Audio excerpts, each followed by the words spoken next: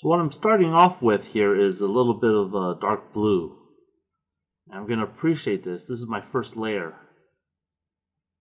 So I have some in my airbrush. And I'm going to get ready to spray. Get a quick test. Change my pressure a little bit. And my first spray, I'm going to spray a distance. Notice the distance I spray at. This is to get a quick mist layer. Now once I'm done, you can see here that I have a very light mist. You can see small little dots of paint on the surface. Once I do that, I could go on with a heavier layer. What the mist layer does is allow paint to stick to the surface. Otherwise, you're going to have a problem with paint pulling. So I'm just spraying here just to color the entire part. Notice the distance my airbrush is at with the part.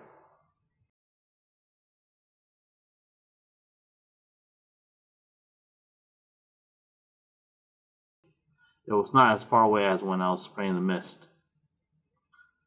And notice that it's nice and wet, it's glossy, so I'm done here. Now what I have here is a bottle of black that I'm going to be using to spray the other part. So I want to make a comparison with pre-shading with a dark color versus a blue tone.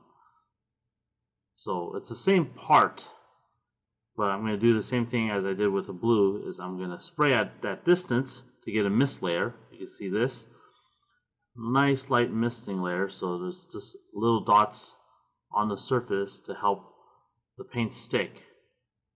Once I have the little dots on there, I could go in closer and spray heavier.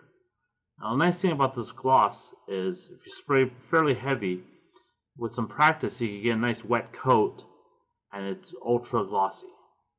Again, notice how close I am spraying to the part. These parts have dried for a little bit and I'm going to spray the same color over both parts. You look at it's a light blue. I'm just going to do a quick test spray and I'm going to get ready to spray. So these are the two parts, the blue and then the black part. I'm going to shade them the same way and you'll see a difference between the two. So first, before I do anything, I'm going to do a mist coat as well. So again, same thing with painting it earlier. You need a mist coat for the paint to stick. Otherwise, you have run into a problem with pooling. Now, for pre-shading, you get really close to the part. You see how close my airbrush is to the part. And with enough control, you're spraying the center areas, the center flat areas, and then you move on to the next area, like I did now.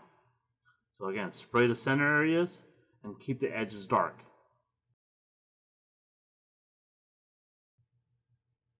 Now, pre-shading is a matter of preference, how dark you want it shaded, how light you want it shaded. So again, I'm just going around to the part and shading bits and pieces here and there. Now once I have this done, this is really darkly shaded. Now what I want to do is I pull back from the part and I'm blending. This is basically the same technique as misting. With the misting, the lighter areas in the center are getting even lighter and the edges are also getting lighter, so you get that light fade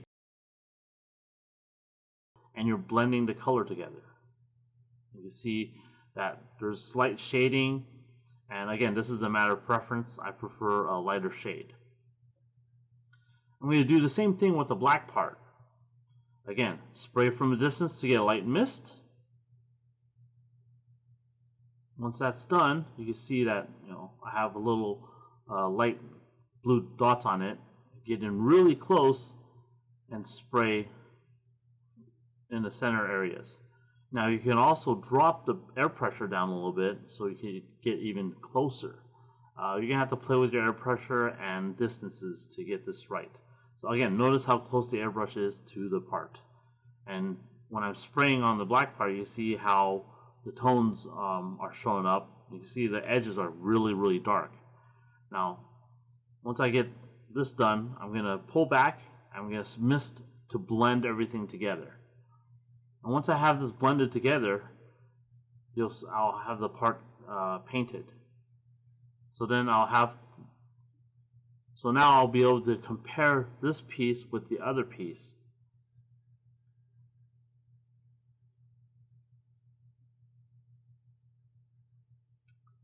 So now that I have this done, I can compare the two pieces.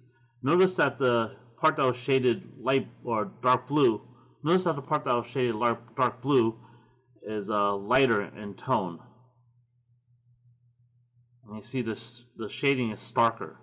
So again, this is a matter of preference on how you want to paint this. The darker base color will also change the final tone of your color. So notice on the dark piece, or on the black, notice on the black piece, the shading is a little bit more gray. So you're going to see that the blue is a lot more blue. And that's all there is to shading.